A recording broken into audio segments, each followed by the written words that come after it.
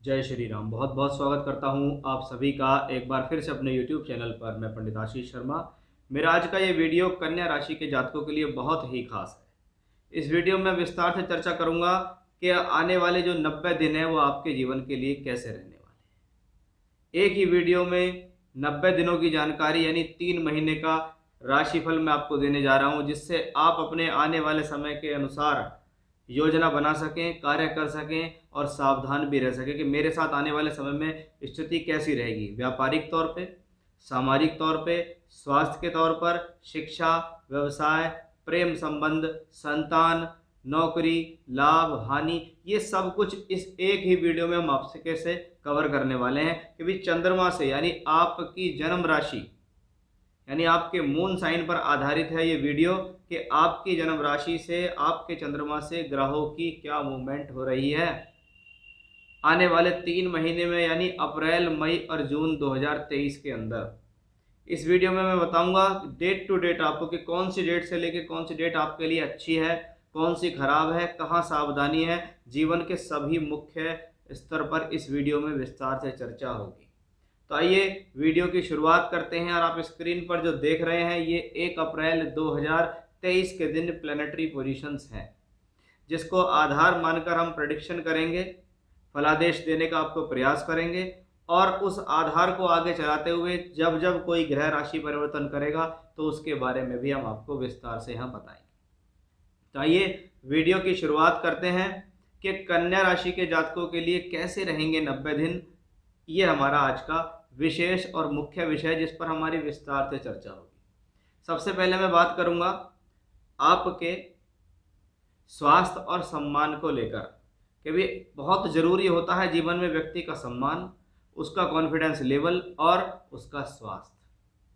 अब उस स्वास्थ्य और सम्मान को देने वाला जो ग्रह है वो आपकी राशि का लॉर्ड है, जिसका नाम है बुध। कि बुध राशि का मालिक होके 8वें घर के अंदर चल रहा है, यानी सबसे पहली बात राशि का मालिक 8वें में गया है। दूसरा, वह मंगल की शत्रु राशि में है। तीसरा, वो राहु के निकट है, जड़त्व योग बना रहा है। अब बुध है बुद्धि का कारक। जब राशि का मालिक अपने से 8वें में राहु केतु अक्ष पर शत्रु राशि में चले, अपनी बुद्धि से कोई भी ऐसा निर्णय आपको नहीं लेना जो आपके ऊपर उल्टा पड़ जाए या आपके ऊपर हानि देने वाला हो जाए। आप स्वयं की गलतियों का भाव होता है 8वां। जब राशि से 8वें में हो तो व्यक्ति खुद ही चिंतित होता है, खुद प्रॉब्लम में अपने आप को डालता है। और वो मंगल की राशि में तो उत्तेजित होकर अपने आप का नुकसान करना भी इसी योग में देखा जाता है।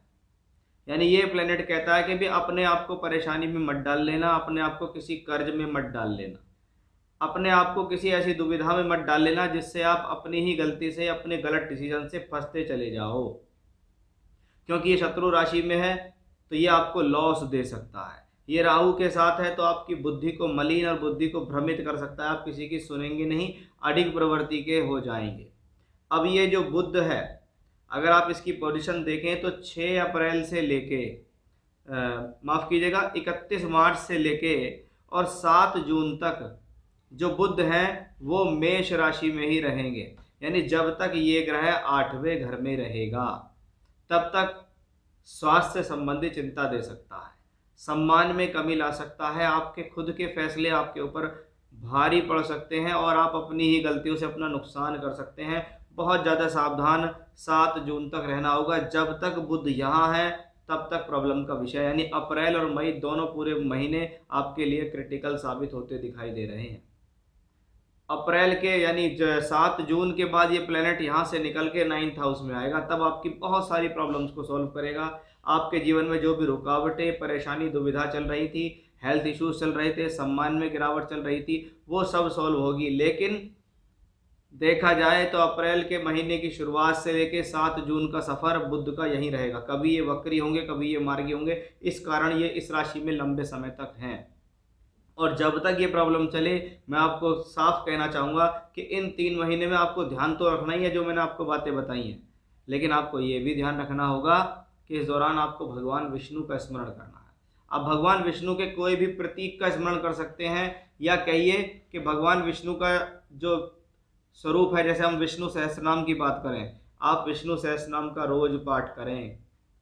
अगर आप प्रॉब्लम से बचना चाहते हैं, अन्यथा ग्रह ने तो यहाँ स्थितियां बना दी है कि आपका नुकसान करेगा।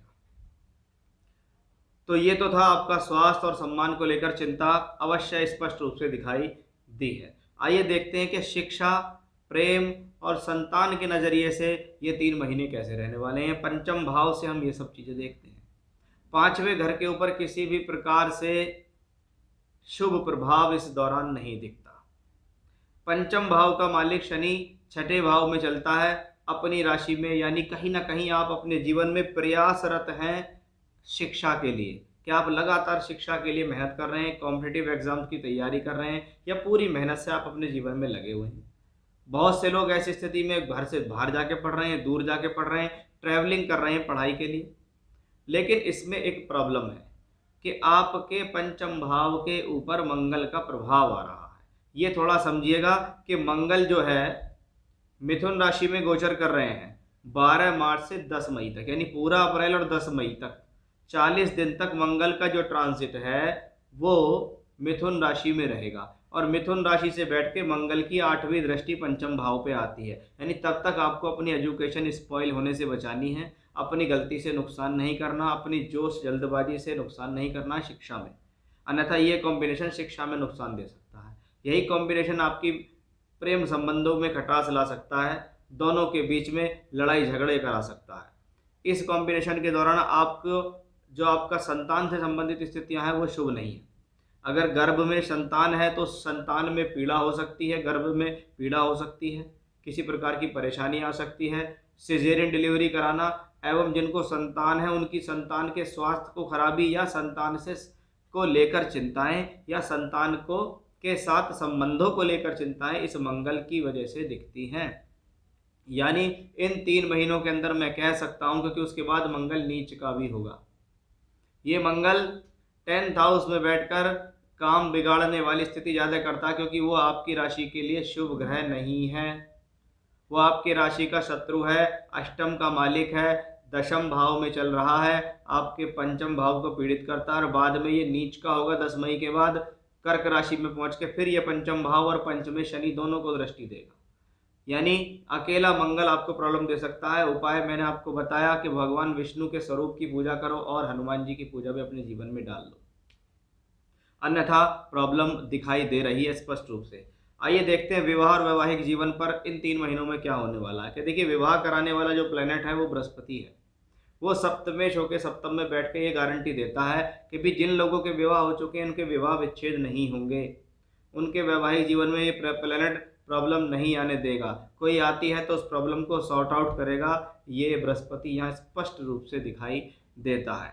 इस बृहस्पति के साथ किसी ऐसे ग्रह का संबंध नहीं है जो विवाह कराए, क्योंकि बृहस्पति तो यहाँ बैठा है, लेकिन बृहस्पति का अगर विवाह से संबंधित योग चाहिए तो विवाह से संबंधित योग बनाने के लिए इसे अन्य ग्रहों की हेल्प चाहिए होती है, खास तौर पे बुध की, क्योंकि वो आपकी राशि का मालिक है और बुध का कोई कनेक्शन यहाँ बनता नहीं है। यानी इन 3 महीने में विवाह से संबंधित कोई संबंध नहीं दिखाई दे रहा। वैवाहिक जीवन के लिए यह समय ठीक है, क्योंकि इस दौरान कोई बड़ी प्रॉब्लम आपके जीवन में नहीं आएगी। ये बृहस्पति सप्तमेश होकर सप्तम भाव में आपको किसी न किसी प्रकार से पद प्राप्ति, सामाजिक स्थिति को बनाकर रखेंगे। बृहस्पति की लाभ भाव पर पड़ी हुई दृष्टि भी ये दिखाएगी कि कोई ना कोई साधन धन के लिए ठीक बनता रहेगा। अब देखते हैं नौकरी, व्यापार, धन और फाइनेंस के लिए ये महीना कैसा है। देखिए, हम दशम भाव से देखते हैं आपका नौकरी, आपका व्यापार, आपका कर्म क्षेत्र या रोज जो काम कर रहे हो आप उसके लिए। हमने देखा जैसे ही महीने की शुरुआत होती है तो मंगल हमको वहां मिल जाते हैं। मंगल 10 मई तक इस राशि के अंदर गोचर कर रहे हैं। 10 मई तक अष्टमेश का दशम में जाना कार्य क्षेत्र के अंदर रुकावट, परेशानी, सम्मान हानि या नुकसान को दर्शाता है। आप नौकरी में हैं, थोड़ा सा सावधान रहें। आपकी अपनी गलतियों की वजह से आपकी नौकरी में प्रॉब्लम आ सकती है, आपके एग्रेशन की वजह से, आपके स्वभाव की वजह से प्रॉब्लम आ सकती है। यही सेम थिंग व्यापार के तौर पे भी दिखती है कि व्यापार में आने वाला उतार चढ़ाव हमें इस मंगल की वजह से दिख रहा है। यानी ये मंगल आपके दशम भाव में बैठकर चौथी दृष्टि आपकी राशि को देखता है। इसका मतलब ये एक समस्या का विषय उत्पन्न कर सकता है। ये आपको एनर्जी भले देगा, लेकिन कभी कभी अत्यधिक एनर्जी भी नुकसानदायक होती है।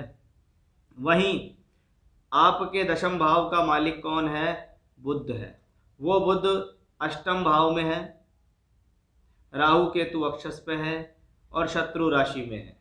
यानी यहाँ कार्य क्षेत्र को लेकर कम से कम 7 जून तक का जो समय है वो अच्छा नहीं दिखाई दे रहा। यही सेम थिंग्स हमें स्वास्थ्य सम्मान को लेकर भी दिखाई दी, तो यही सेम स्थितियां हमें व्यापारिक दृष्टिकोण से भी दिखाई दी है कि भाई अगर नौकरी में हो तो चुपचाप नौकरी करते रहो। ऐसी स्थितियों में नौकरी चली जाती है, नौकरी में नुकसान हो जाता है, कार्य क्षेत्र में उठापटक आनी शुरू हो जाती है। वहीं व्यापारिक क्षेत्र में इस दौरान कोई नया काम ना ही करें तो अच्छा, कोई नया इन्वेस्टमेंट ना करें, सोच समझ कर करें, अन्यथा आपको नुकसान हो सकता है। तो नौकरी हो या कार्य क्षेत्र हो, उसके दृष्टिकोण से 7 जून तक का समय आपके लिए टिपिकल है। जब हम बात करते हैं धन की और फाइनेंस की, देखिए धन और फाइनेंस का जो कारक ग्रह होता है वो होता है बृहस्पति। वो सप्तम भाव में अपनी ही राशि में है, जिसको कहता है राशि को देख रहा है वापस, यानी मैं किसी ना किसी साधन से धन के आगमन आपको देता रहूँगा। जहाँ एक तरफ कार्य में स्ट्रेस दिख रहा है, वहाँ एक तरफ धन के आगमन भी किसी न किसी साधन से दिख रहे हैं। अब धन देने वाला ग्रह शुक्र है, क्योंकि शुक्र आपकी राशि से दूसरे घर का मालिक है।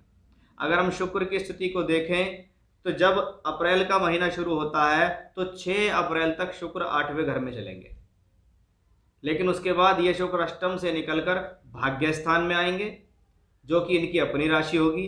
फिर दशम भाव में आएंगे, जहां ये राजयोग बनाएंगे। फिर ये एकादश में जाएंगे, जहां ये लाभ बनाएंगे। यानी फाइनेंस के दृष्टिकोण से देखें तो पैसा किसी ना किसी साधन से आपके जीवन में आता रहेगा। किसी ना किसी प्रकार से आपके जीवन में धन के जो आगमन है वो बनते ही रहेंगे। वो बृहस्पति की वजह से भी बनेंगे, वो शुक्र की वजह से भी बनेंगे, लेकिन अकेले मंगल की वजह से, बुध राहु के अष्टम में बैठने की वजह से आपके कार्य क्षेत्र और आपकी शिक्षा, आपके प्रेम संबंध, इनमें समस्या मुझे लगातार दिखाई दी, जिसको मैंने आपको विस्तार से समझा भी दिया। यानी ये जो 3 महीने हैं ये एक अप्स एंड डाउन वाले दिखाई देंगे, उतार चढ़ाव वाले दिखाई देंगे। कभी ऐसा लगेगा बहुत अच्छा है, कभी ऐसा लगेगा बहुत खराब है। कभी मन बहुत खुश लगेगा, कभी मन बिल्कुल खराब लगेगा। कभी हेल्थ अच्छी लगेगी, कभी हेल्थ खराब लगेगी। कभी सम्मान की चिंता होगी, कभी लगेगा ठीक है। कभी लगेगा अब काम अच्छा चल रहा है, कभी लगेगा काम अच्छा नहीं चल रहा। इसलिए इसको बैलेंस में बनाने के लिए उपाय मैंने आपको सजेस्ट किए हैं, वो उपाय आपको करने ही पड़ेंगे यदि आप चाहते हैं आपके लिए ये 3 महीने ठीक प्रकार से साबित हो। अन्यथा ग्रहों ने ऐसी भूमिका बनाई है कि ये आपको नुकसान दे सकती है। तो ये था मेरा आज का विषय कि कैसा रहने वाला है कन्या राशि के जातकों के लिए अप्रैल, मई और जून के 3 महीने। फिर से इसी प्रकार की जानकारी लेकर आपके सामने हाजिर होऊंगा। तब तक के लिए बने रहिएगा मेरे साथ। जय श्री राम।